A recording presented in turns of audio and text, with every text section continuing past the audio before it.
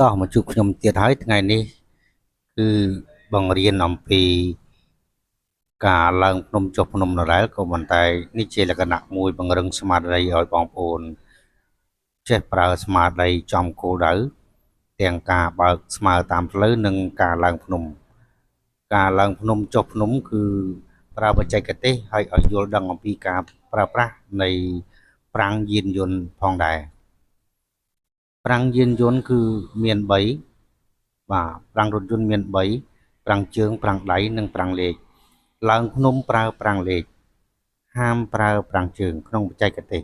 យើងបានបង្រៀនជាក់ស្ដែងនៅពេលការឡើងចុះយើងប្រាប់ពីរបៀបរបបនៃការប្រើប្រាស់ប្រាំងលេខការប្រើប្រាំងលេខនៅពេលកកស្ទះជាប់ស្ពានឬមួយក៏ឡើងភ្នំយើងប្រើប្រាំងលេខដើម្បីការពារទប់ខ្លួនមិនឲ្យធ្លាក់ចុះទៅក្រោមរាល់ការ start ដំណើរឡើងទៅលើដូចជានៅលើស្ពានហើយផ្សេងពីកកស្ទះនៅលើស្ពានយើងទៅប្រើប្រាំងឲ្យបានច្បាស់លាស់ទើបបានកិច្ចផុតពីការគ្រោះថ្នាក់ផ្សេង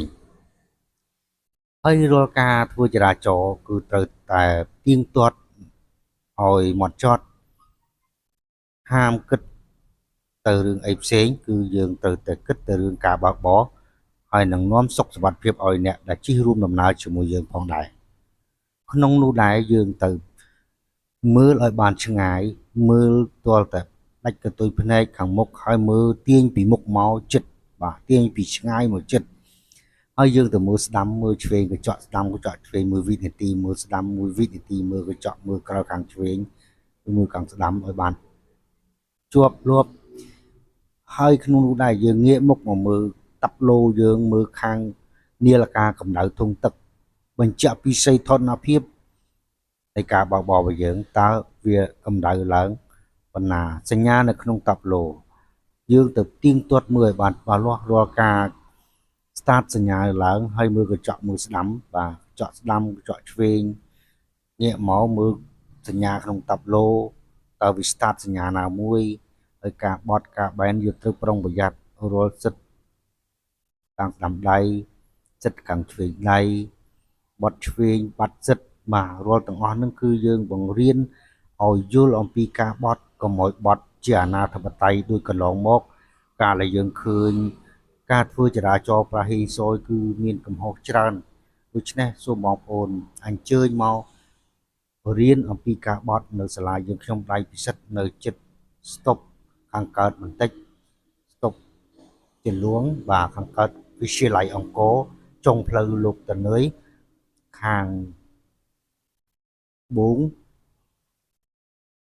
ហើយសាលានៅខាងកើត